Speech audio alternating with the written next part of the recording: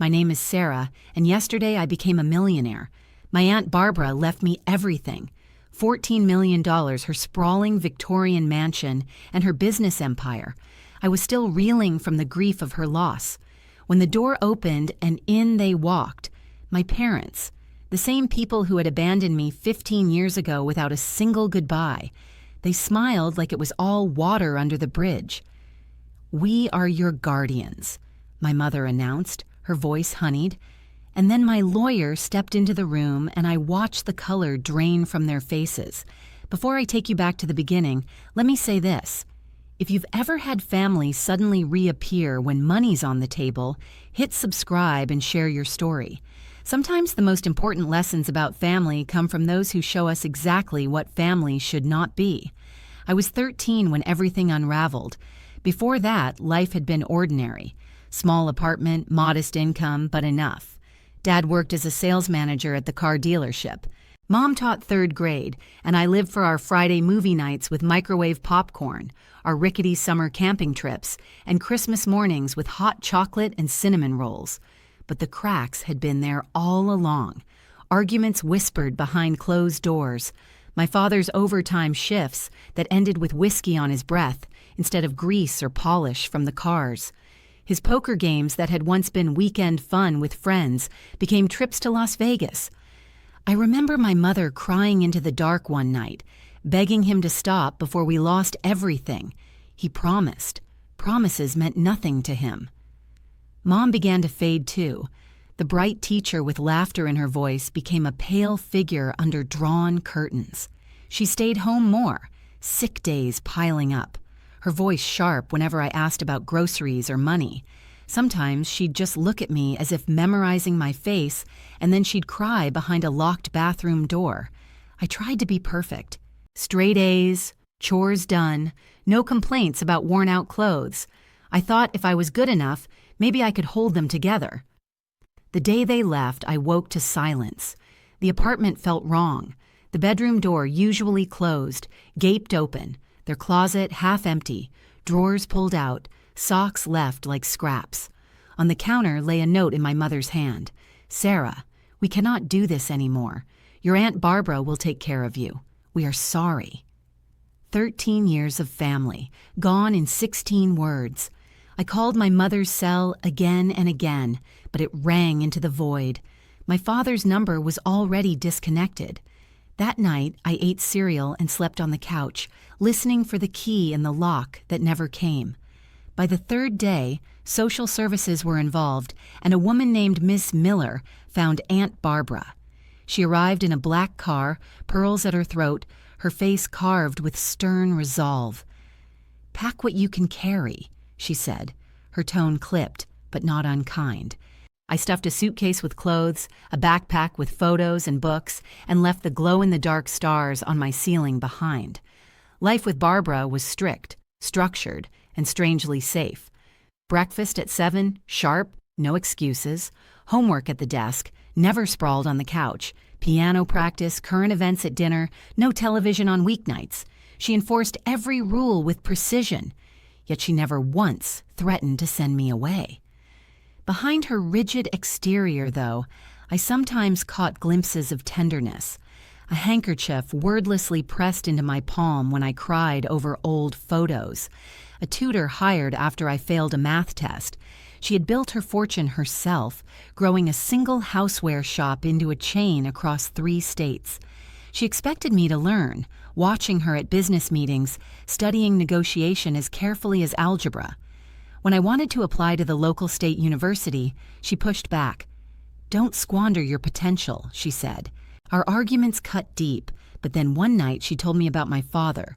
Brilliant with numbers, denied college, gambling his way into ruin. It was the first time she'd spoken of him with something like pity. I understood then that her pressure wasn't cruelty, but a desperate attempt to break the cycle. I chose Duke University, studied business and marketing, interned at her company every summer. By graduation, our relationship had softened into something closer to mother and daughter, though we never called it that. Then came the cancer, pancreatic, ruthless. Barbara approached it with the same discipline as everything else. Even as I watched her strength slip away on one of her last nights, she gripped my hand. "You were the daughter I never allowed myself to have. Taking you in was the best decision of my life." When she died, I buried not only my guardian, but the only real parent I'd ever known. And 3 weeks later, I found myself in a lawyer's office, stunned by her staggering bequest, when the door opened and the ghosts of my past walked in, smiling as though they hadn't vanished for 15 years. My father looked nothing like the man who used to scoop me onto his shoulders. His hair was gray and thin, his frame soft and slouched, his face carved with lines I didn't remember. My mother had changed even more. Angular features, severe haircut, and eyes ringed with fatigue. But the worst was their smile. Too bright, too practiced. "Sarah," my father said, his voice rougher, heavier, "look at you all grown up." I stood there frozen, every part of me aching for the reunion I'd once dreamed of, yet recoiling at the falseness I saw before me. My mother reached for an embrace. I endured it stiffly, her perfume triggering memories I didn't want. "We've been keeping track," she said. "We knew you were with Barbara. You look so much like her now, so sophisticated." Before I could answer, my lawyer, Richard Thomas, cleared his throat and began reading the will. He was all business, his voice calm and unshaken. When he announced that Barbara had left everything to me, the house, the company, the assets totaling $14 million, I felt the room shift. My parents leaned forward almost imperceptibly, and in that subtle motion I understood. They hadn't come for me. They had come for this. "This is quite a responsibility for someone so young," my mother said, patting my hand in a gesture that made my skin crawl. Fortunately, as her parents were here to help legally, my father chimed in. "We are still her guardians. We'd be happy to manage these assets until she is more experienced." I opened my mouth to object, but Thomas lifted a hand. His gaze was steady, his voice deliberate. "There seems to be some confusion. We'll reconvene tomorrow with the full documentation." After they left, I collapsed into my chair, shaking. "They can't really have any claim, can they?" Thomas's eyes were grave. "Prepare yourself, Sarah. Your aunt anticipated this possibility. She made sure you would not be left vulnerable. But tomorrow will be difficult." That evening, against his advice, I met my parents for dinner. I needed answers or maybe closure. They were on their best behavior at first, reminiscing, asking about my education and work. But soon the mask slipped. "We had our struggles," my father said between bites of pasta. "But we've built a modest life. Still medical bills, a second mortgage. It's been hard." "Just $70,000 to clear the mortgage," my mother added as though she were discussing the weather, "and $30,000 for the medical debts. $100,000 would change everything." I stared at them, stunned at how neatly they tallied the price of their redemption. "And what about my debts?" I asked quietly. 15 years of wondering what I did wrong, the therapy, the nightmares. "What's the bill for those?" They didn't answer. My father looked down. My mother began to cry, but their tears rang hollow. I drove home sick with clarity. Their return wasn't love. It was a transaction. When I checked my voicemail, there was a message from a woman I didn't know. "Sarah, this is Susan Kelly. I worked with your parents years ago. I saw their names connected to your aunt's obituary. Please, before you agree to anything with them, call me. There are things you should know." That night, I couldn't sleep.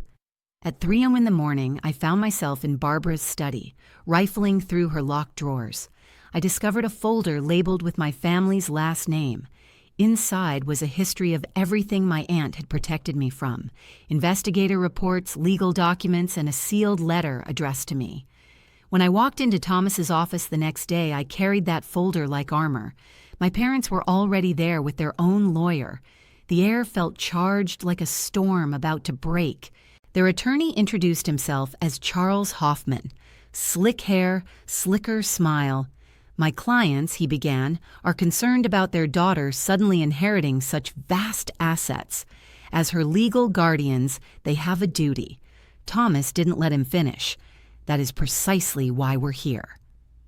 To clear up confusion, he laid out a stack of documents with deliberate care. When Sarah's parents abandoned her, the court granted Barbara Hughes temporary guardianship. After 6 months without contact, notices were sent, published, and ignored. A hearing was held. Guardianship was made permanent. "That can't be right," my father barked. "We never consented." "On the contrary," Thomas said evenly, sliding over a signed affidavit, "you consented through a man named Joseph Barker." My parents' eyes flickered. My stomach dropped. "My aunt thought something was wrong," I said quietly.